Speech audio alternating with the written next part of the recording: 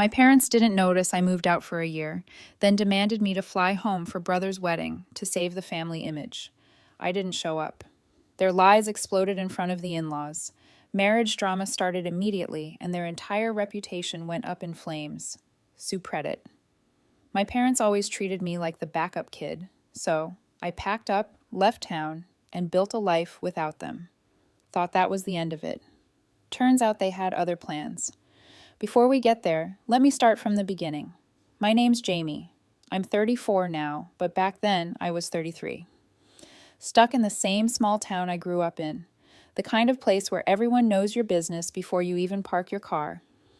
I had a decent job working in IT security for a mid-sized company. Good enough pay, decent benefits, but I worked remote most of the time, so it didn't really matter where I lived. I wasn't married, no kids, just me and a beat-up Ford truck I bought used 5 years ago. I wasn't out there breaking rules or giving my parents hell. I was quiet, always did what I was told, got good grades, stayed out of trouble. But in my house, none of that really mattered because I had a younger brother, Travis, who was basically the center of the universe.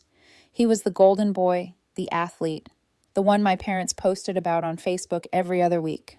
Me, I was background noise. It didn't matter if I brought home an A+ or an award, they barely looked up from whatever Travis had going on. I'll give you an example. When I was 14, I won first place at the regional science fair. Big deal for me.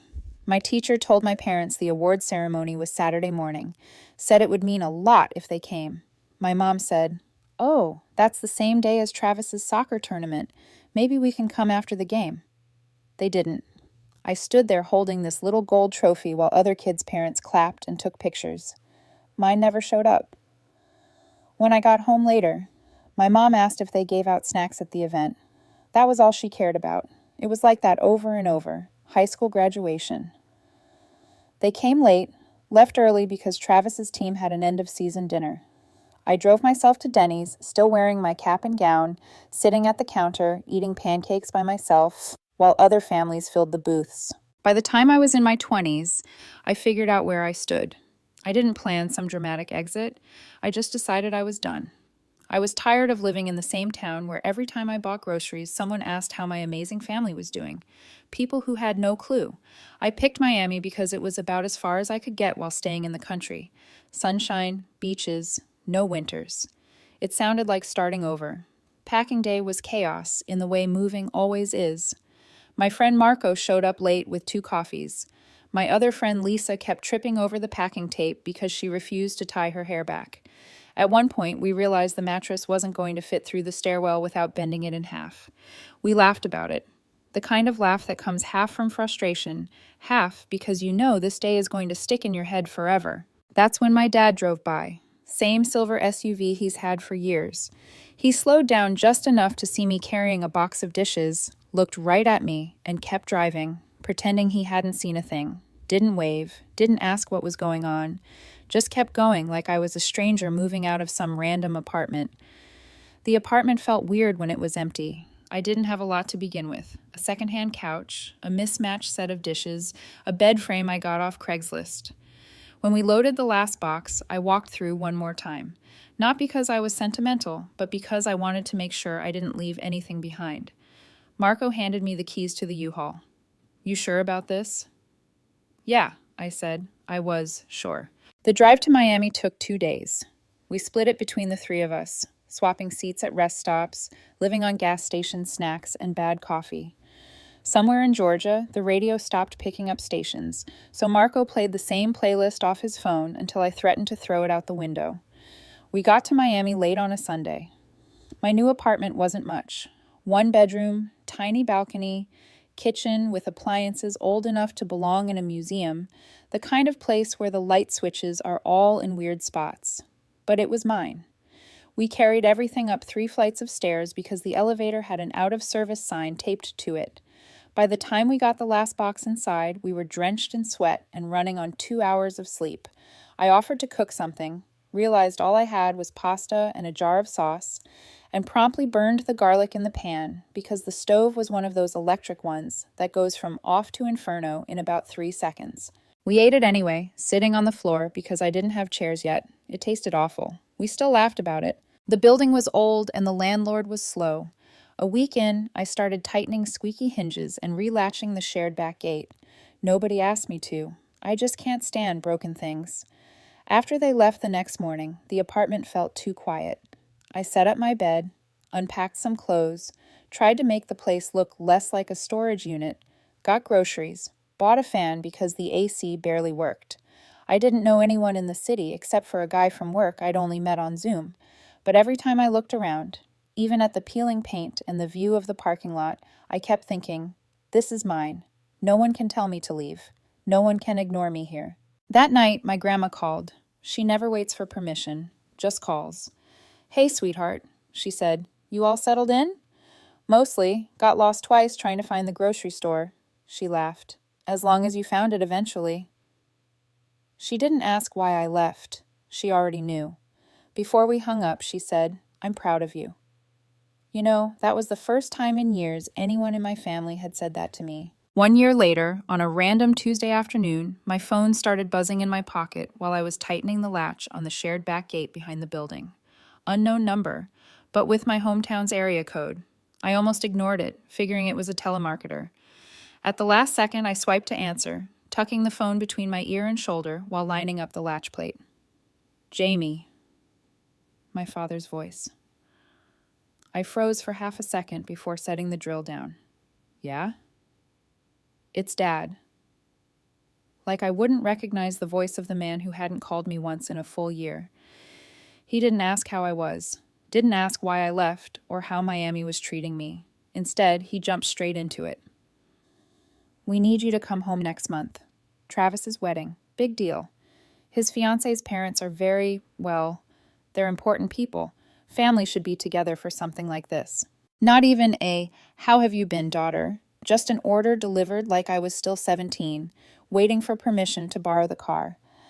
I leaned against the gate, staring at the half-seated latch. I can't make it. There was a pause, like he couldn't believe I'd said no. You can't make it. His voice sharpened. This family isn't complete without you. Everyone will be there. Your mother, your cousins, even Uncle Rick is flying in from Texas. You're really going to be the one missing? I've got work, I said flatly. It wasn't even a lie. I had a project launching that week, but honestly, even if I didn't, I wasn't about to fly back across the country just to sit at a table so he could pretend we were one big, happy family.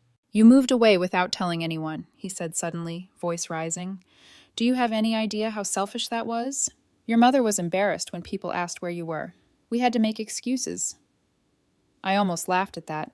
Funny considering he literally slowed past my U-Haul and acted blind. You didn't even notice for a year. That's not the point, he snapped. It kind of is, I said, keeping my tone calm because I knew it drove him nuts when I didn't yell back. If it was really that big of a deal, maybe someone would have called before now. He ignored that completely. Look, these people Travis is marrying into, they're very traditional. They expect to meet the whole family. You showing up matters. We need to present ourselves properly. There it was. Not about me. Not about wanting to see me or catch up or hear about my life. Just about presenting the family like we were auditioning for something. I wiped sweat off my forehead with the back of my arm. You're asking me to fly across a few states for people I've never met just so you can look good in front of them. It's about respect, Jamie. Something you clearly don't understand anymore. I stayed quiet for a second, staring at the fence. My father hated silence during arguments. He always filled it. Living out there by yourself like some hermit in the woods. I live in Miami, I cut in. Not exactly the woods. It's not healthy, he barreled on. Family sticks together. We support each other. That's how it's supposed to work. I couldn't help it. I laughed. A short, sharp sound. Since when? You didn't come to my graduation.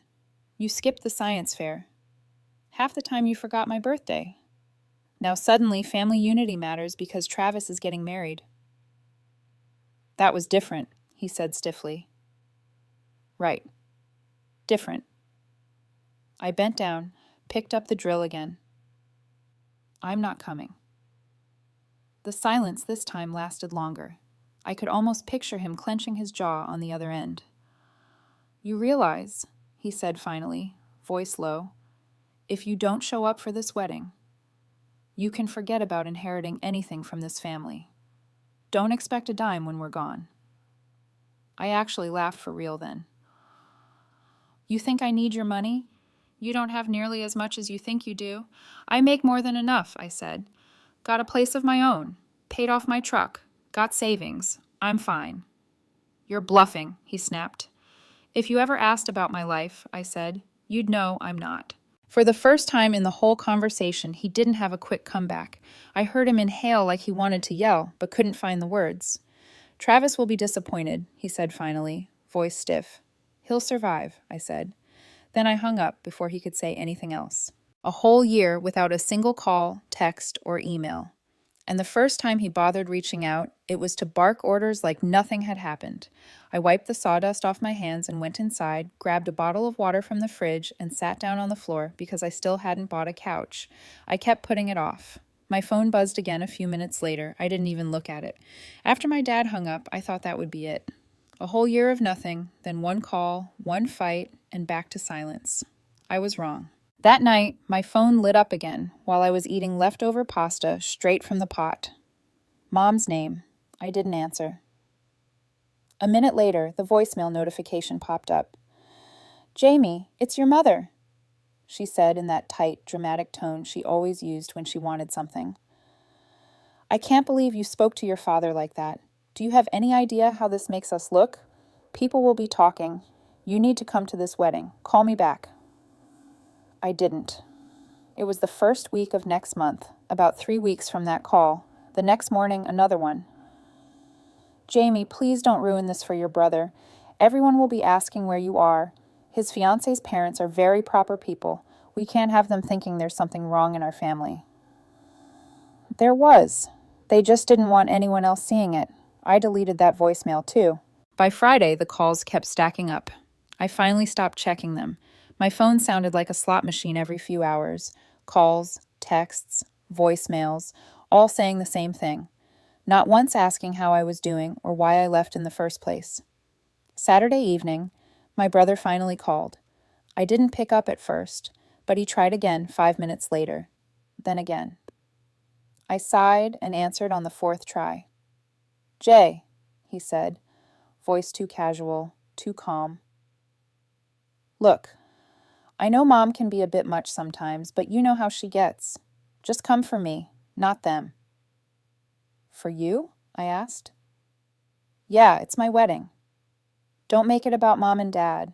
Just come have dinner, smile for some pictures, then go back to whatever it is you do out there. Live my life," I said flatly. He ignored that. "It's one night. You can suck it up for one night." I leaned back in my chair. "Where were you when I graduated college or when I moved? Did you ever call, text, anything?" He went quiet for a second. "This is different," he said finally. It wasn't. Monday evening, I called Grandma. She always answered on the second ring. "They're driving me nuts," I said before she could even say hello. She chuckled softly. "I figured they might. A year with no word, and now they all remember your number." "Pretty much." "They only call when they need something," she said. "Otherwise, you could disappear off the map and they'd keep setting the same table for dinner like nothing was missing." She wasn't wrong. I spent the next morning snugging the hinges on the shared back gate, sun beating down hard enough to make my shirt stick. I was halfway through tightening the last hinge when I heard the sound of tires on gravel. The silver SUV pulled into the lot. My stomach dropped before I even saw who was behind the wheel.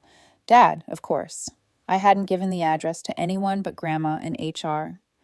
Grandma told me later she gave it to him after he pressed her. He parked fast, climbed out, and slammed the door like he was arriving for a fight. Same work boots, same button-down shirt, same look on his face like the world owed him something. "Jamie," he barked. "We need to talk." I set the wrench down slowly. "You drove all the way here." "You wouldn't answer the phone," he said, already marching past me toward the apartment like he owned the place. I followed him inside. He stopped dead center in the living room, looking around like he just walked into a dumpster. "This is it?" he said, disgust dripping from his voice. "This is what you left home for?" "It's mine," I said. "Temporary," he muttered. "You could have had a real house back home, something respectable. But no, you run off for this." He waved a hand at the walls like they personally insulted him. I crossed my arms. Why are you here, Dad? You know why, he snapped. Travis's wedding is in 3 weeks. You need to be there. His fiancée's family is already asking questions. You're making us look like fools. I shook my head. I told you I'm not going. His jaw tightened. You think this is a choice? That you can just embarrass us in front of everyone? That family means nothing to you? I almost laughed. Family means nothing to you. I paid my own way through college, got my own job, my own place. You didn't give me anything. His face turned red. We gave you a roof, food on the table. Congrats, May, I said flatly. You did the bare minimum. That's when he stepped closer. Watch your mouth. I didn't move. Or what? He grabbed the front of my shirt with both hands. You're coming back, he growled. Pack your things. I'm not letting you ruin this wedding because of some childish grudge. I shoved his hands off me harder than I meant to. He stumbled back a step. Touch me again, and we're done for good, I said. He pointed a finger at me like I was 12 years old. You owe this family. I don't owe you anything, I cut in. The neighbor from across the hall chose that exact moment to walk by carrying groceries. She slowed down, eyes flicking between us. Everything okay? She asked carefully. My dad straightened instantly, fake smile snapping into place. Oh, just a family disagreement, he said lightly, voice smooth as butter. She looked at me. I nodded once, letting her keep walking. As soon as her door shut, his smile vanished. You're coming if I have to drag you there myself, he hissed. Try it, I said. For a second, I thought he actually might. Instead, he started pacing the room. Do you have any idea what people will say if you're not there? They'll think something's wrong with this family. There is something wrong with this family, I said. He stopped, glared at me. I stepped forward. You didn't notice when I moved away for a year. Didn't call, didn't visit, didn't care. But now, because it makes you look bad, suddenly I matter. This isn't about appearances, he snapped. It's only about appearances, I shot back. You don't want me there. You want the idea of me there. A full family photo. A nice story to tell the in-laws. He slammed his hand on the counter. Families stick together when it counts. I didn't move. Families stick together all the time, Dad. Not just when strangers are watching. For once, he didn't have a comeback. His mouth opened, then closed again. Pack your things, he said coldly. We're leaving tonight. I almost laughed. You think you can order me around like I'm still under your roof? You keep this up. Don't expect to be in the will. I crossed my arms. You keep this up. Don't expect me to care. His face went red again. You're throwing away your family over pride.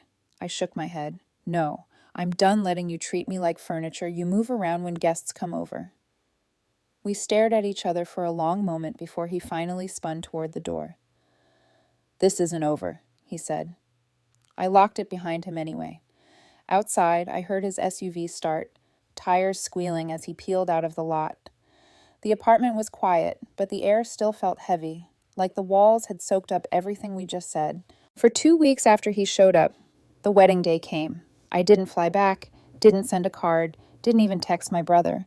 That morning, I was under my kitchen sink fixing a leak while my family was 3 states away tying themselves in knots. I figured I wouldn't hear much until after. I was wrong. Grandma called before I'd even finished dinner. She walked me through it. What follows is, as she told it to me later. Well, she said the second I picked up, you made the right call. Not going. I leaned back in my chair. That bad? She gave a short laugh. Your parents were scrambling before the ceremony even started. People kept asking where you were. Every relative, every family friend. They didn't know what story to stick with. I could picture it clearly. Mom in her pale blue dress, clutching a champagne flute too tight. Dad already sweating through his collar before the vows even started. What did they tell people? I asked. Grandma snorted. Depends on who asked. First it was you were sick, then you had to work, then something about a last-minute trip. By the time the third cousin asked, the stories didn't even line up anymore. I could hear it in my head. Mom insisting I had the flu, while Dad swore I was stuck at some conference in Chicago. 2 completely different excuses in the same room. People bought that? I asked. Oh no, Grandma said. Not for a second. She told me the bride's father asked the first real question during dinner, right there at the table, full voice, no hesitation. So, why did we only hear about this other daughter 2 weeks ago? I laughed out loud. No. Oh, yes, Grandma said. Your mother's smile froze so hard I thought it might crack right off her face. Your dad tried to jump in with some excuse about you living far away, but it came out a mess. Something about you traveling for work. He was sweating like he ran there. I could see it. Dad stammering about me being busy, while the bride's father raised one eyebrow across the table. And the bride's mom? I asked. She just kept looking at your mother, Grandma said. Didn't even blink, like she was staring straight through her. Apparently, the bride herself kept asking Travis questions too. Why wasn't she at the engagement party? Why didn't I hear about her sooner? She asked between photo sessions. Travis said I was busy with work, same as Dad, but Grandma said the bride didn't look convinced for a second. She smiled, Grandma told me. But it was that tight kind of smile where you know she doesn't believe a word of it. By the time dessert came out, Grandma said the whispers had spread to every table. Whole clusters of relatives talking about it, she said. Your uncle told me one cousin swore you were in prison. Another thought you'd joined the military. Nobody could figure out why your parents acted like you didn't exist until this week. Then came the kitchen fight. Grandma said she was heading to the bathroom when she heard Mom and Dad hissing at each other near the caterer's table. Mom, this is your fault. You should have made her come. Dad, oh, sure, because she listens to me. You raised her soft. Mom, don't you dare blame me in front of our guests. Two waiters carrying trays stopped to pretend they were checking napkins just to hear the rest. Guests at the drink station went dead quiet, trying to listen without looking obvious. By the time the dancing started, Grandma said, The bride's parents barely looked at mine. They were polite, she said, but the kind of polite where you know they've already decided something about you. What about Travis? I asked. Looked stressed the whole night, Grandma said, smiling for photos but checking the door, like you might still show up. His bride kept asking where you were even after the cake was cut. I shook my head. Yeah, no chance. Grandma said the bride cornered Mom before they left for the night. Why didn't we meet her before this week? Why wasn't she at the dinner, the party, anything? She asked straight out. Mom blamed work again. Said I travel constantly, have a demanding schedule. The girl didn't buy it, Grandma said. She nodded real slow, like she was adding things up in her head. When the bride and groom finally drove off, half the relatives were still talking. Your parents left early, Grandma said. Didn't even say goodbye to half the guests. You know your mother. She hates when she can't control the story. I pictured her walking out stiff-backed while cousins whispered behind their napkins. Think the bride's parents believed any of it? I asked. Grandma let out a sharp laugh. Not a chance. People like that see straight through lies. They saw everything, the arguing, the empty chair, the stories changing every 5 minutes. They'll be talking about it for months. After we hung up, I sat there for a long time thinking about the whole circus. A full year without calling me once, then demanding I drop everything so they could look good in front of strangers. And now the strangers knew anyway. They gave everyone a front row seat to the cracks in the frame. The first sign came 3 days after the wedding. Grandma called again, her voice carrying that same mix of humor and disbelief she always got when things were about to go south for my parents. You'll like this, she said. The bride's parents aren't letting this go. I leaned back in my chair. What do you mean?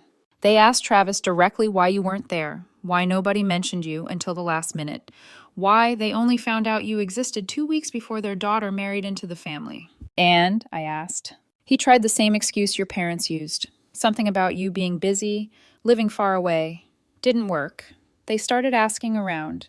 It didn't take long before they started calling other relatives, cousins, uncles, even Claire, the family friend who once called me crying on your mom's behalf.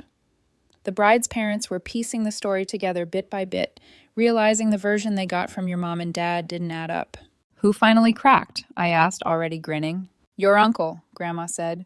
Told them you moved a year ago, and nobody noticed for months. They looked shocked. I laughed. Yeah, that sounds about right. By the end of the week, rumors were flying. Mom's bridge group heard about the kitchen fight at the wedding. Dad's coworkers heard the bride's family was asking why their son-in-law's sister didn't speak to her parents. Someone from the country club told Grandma they overheard the bride's father saying he doesn't like doing business with families that hide things. "Oh, they're in damage control mode now," Grandma said, sounding almost gleeful. Sure enough, Mom called me 2 nights later. I didn't pick up, but she left a voicemail.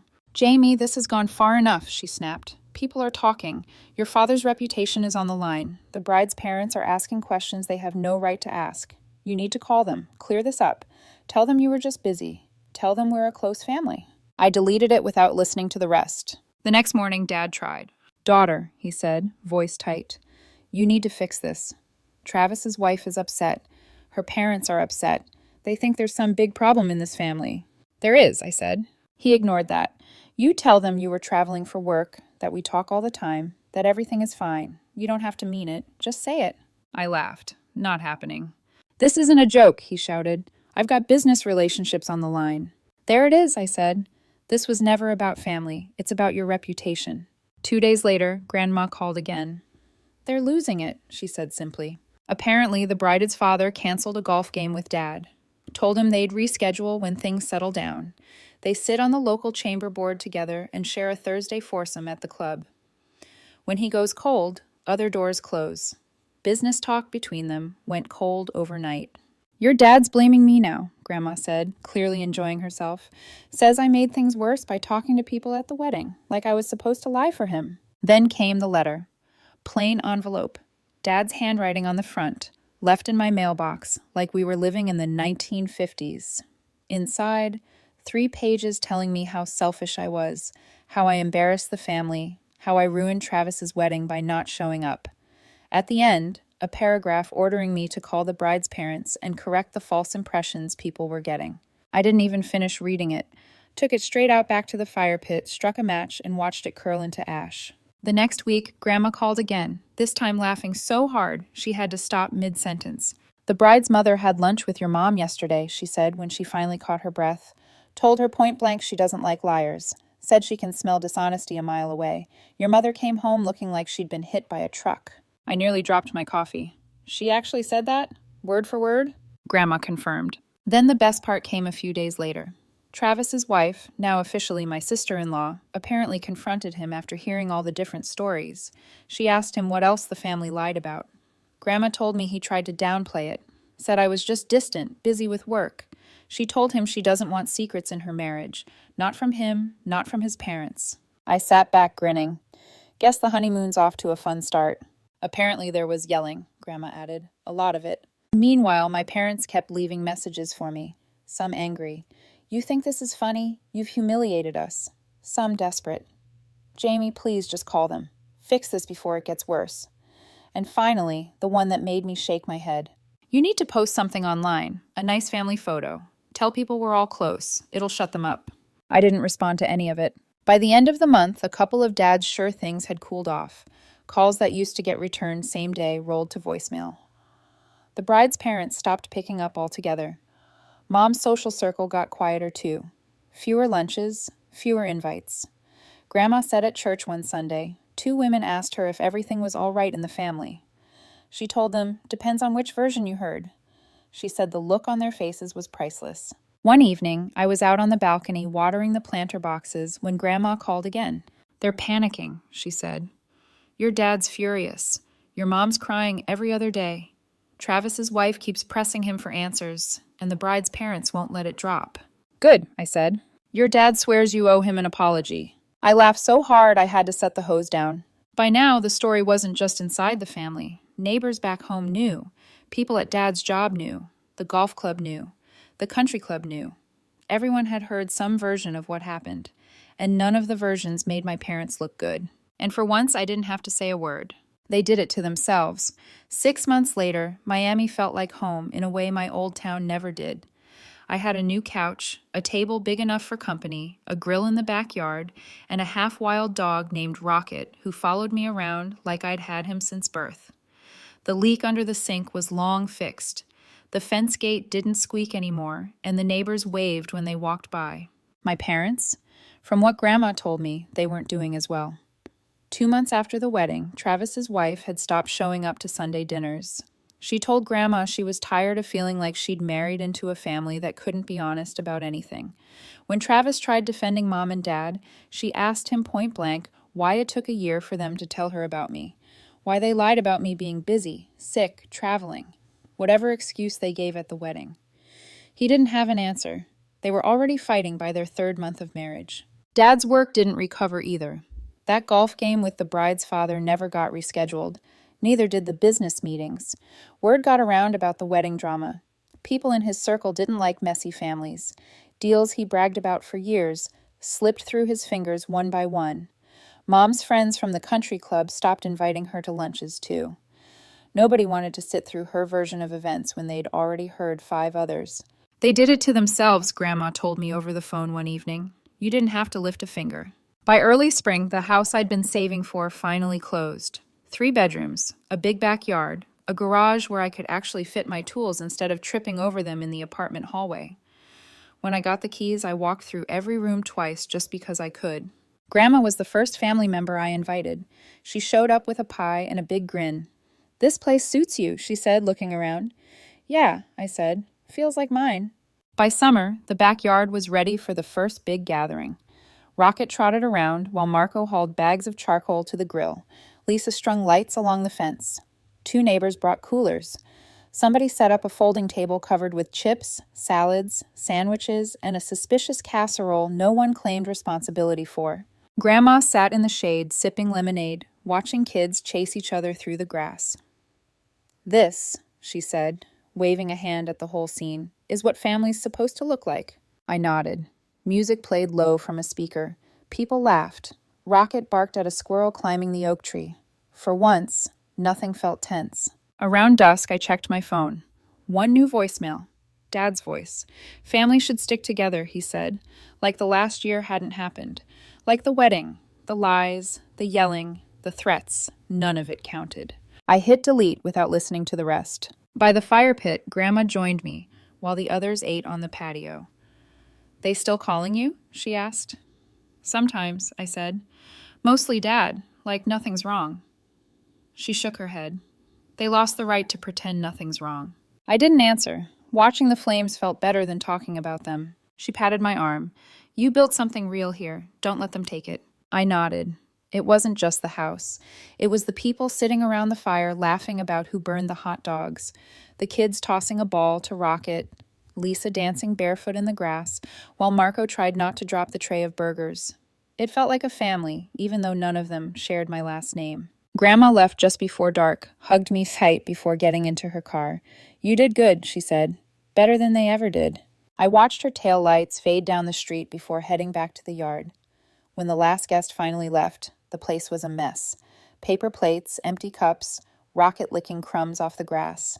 I stacked chairs, doused the fire pit, turned off the lights along the fence. The house glowed warm behind me, windows lit, music still faint from someone's phone inside. Another voicemail buzzed while I carried the cooler in. Dad again.